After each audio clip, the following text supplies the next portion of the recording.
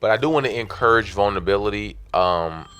It sounds crazy just saying that. What up, Eddie here, and today I'm talking specifically about men's mental health. June is Men's Mental Health Month. It's very important to me because, I struggle with shit that, I can't talk to everyone about, but I understand that when you talk about it or you kind of share the frustrations you have with similar people, we find ways to handle those issues in those conversations. And so that's kind of what the basis of this video is. June is Men's Mental Health Month, a time dedicated to raising awareness about mental health issues that men face and promoting the importance of mental well-being. This month is crucial because it shines a light on the unique challenges men encounter and encourages them to seek help and support. And coming from where I come from, we know that there's unique hurdles for black men, especially growing up in the hood, because one of the main things that you're kind of like, that's kind of instilled in you is, you gotta have a tough demeanor. You gotta have this wall of defense up when you see people, because unfortunately, if you didn't, you was kind of looked at as like, this sounds crazy, but I'll never know how to say this.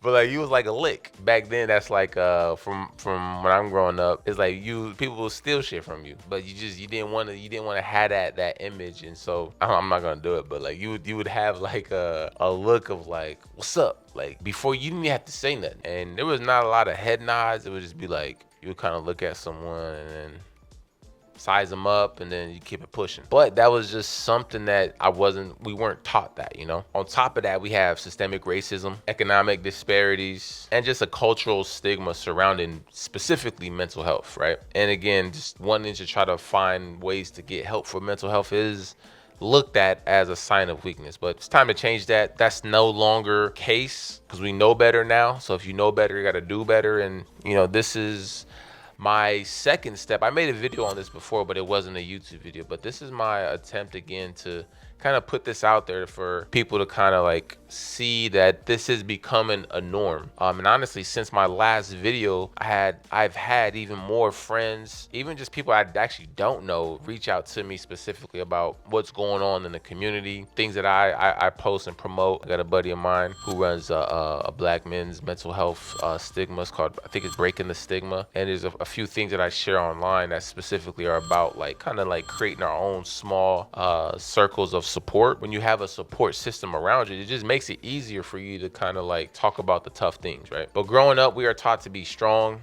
We're the protectors, the providers, don't show weakness. So those type of expectations make it incredibly tough to even remotely think about opening up about like things that we struggle with. Again, you hear things like man up, boys don't cry. But what it does is it makes us start to bottle up our emotions and in turn, honestly, like suffer in silence. That sounds, to be honest, even saying that sounds weak, but that's what was happening. And to be honest, we can get into stats and like there's just so many things that are out there, and there's a lot of information out there. But high rates of depression, anxiety, suicide among black men are kind of the reason why this is an urgent thing for me. It's like, damn, I'm seeing people like me going through this, and I can't really talk to them because I can't be the first line of seeing that it's okay to talk about it, because for the most part, I don't know these people. The people that I do know, that we talk about it all the time. But people that I don't know, if I'm the first person to like talk to them about what they're struggling with and some of those mental health things, they don't feel comfortable enough with me. It has to be in their circle. And so that's kind of what this video specifically is about, is like just kind of starting the conversation like, yo, it's okay, bro, what's going on? Like, I'm struggling with that shit too. But when we don't seek help, we're literally hurting ourselves, the community around us, our families, and to be honest, the future generations who will benefit from us having these conversations now, so that when they're growing up, they're seeing us have this dialogue, this back and forth, and they're like, oh yeah, I could talk to my uncle about it.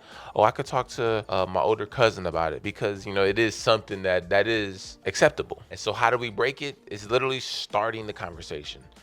All you got to say is like, you good, bro? We say that all the time, but we don't really, sometimes we say it not really wanting to dive in on the other parts of it, if that makes sense. We'll be like, oh, you good, bro? oh yeah, I'm good. And then you kind of would leave it at that. But it's like, nah, bro, like kind of struggling with my girl in this space, or I'm struggling with my job in this space. Like, just feel comfortable to be like, nah, man, I'm kind of fucked up feeling about this. Or a lot of times this conversation starts when we lose a loved one. For me, when I had a cousin that we lost to gun violence, you know, like that unfortunately that's the starter of these things. And I think that was it for me, because what he embodied for me, he was like super loving. My cousin Munch, he was like, what's up, bro? Like, he was trying to give me a hug. He's like, well, I can't love you, guys. And it was just this thing where I was like, watch out. But he was just like, I can't show love to my cousin. Now I realized he was just showing love. He was comfortable with it. So that gave me even more like confidence to talk about shit like this, because we don't have people that start these conversations for us, and they get ostracized, or they get a certain label put on them. And I'm not afraid of that label, because I know where I come from. I know what I've been through. And to be honest, to get the start of this conversation from someone who's been through a lot is the best way, because then everyone can kind of hear it and be like, oh yeah, it is comfortable to talk about this. Because when we really realize, we're like, damn, we all humans, bro. Like, I have these emotions for a reason. Like, I'm supposed to feel a certain way, and then when we bottle them up, we're doing ourselves a disservice. So, but the things that are like new to us as Black men is like therapy, counseling. Like, that's obviously available. We just have a tough time even me just saying that just now. I just know some of the homies is like, what? I'm about to, you know what I mean? But those are out there. I think just the conversations between the homies is a good start. And then the more and more we have that, the more and more confidence we can have with like, oh, I'm good.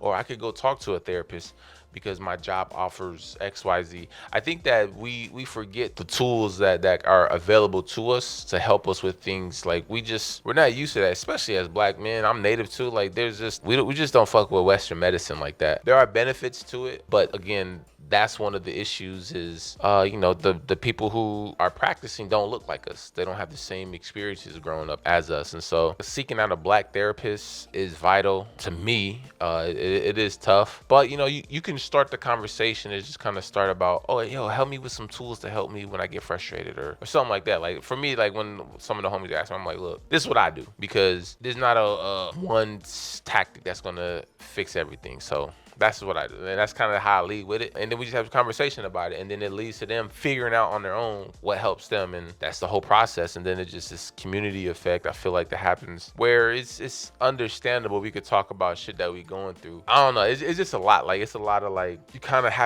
has to happen, and then you'll see the community. Everyone's like, bro, I'm going through this too. Oh shit, this, and then there's like this like sense of like, oh damn, this is dope. I got like a little support bubble around me now. So that's what we want to get to, right? But I do want to encourage vulnerability. It sounds crazy just saying that. What it does is the first person opens up, other people start opening up, and then there's this ripple effect. And now everyone's being more supportive and understanding. And I think what it does too, it reminds us that it's okay to not feel okay, and then to kind of like talk about it when there's a space or a time for someone to ask you, like, yo, how you feeling, bro? It's okay to not feel okay. And I think we forget that. But let's make this June's Men's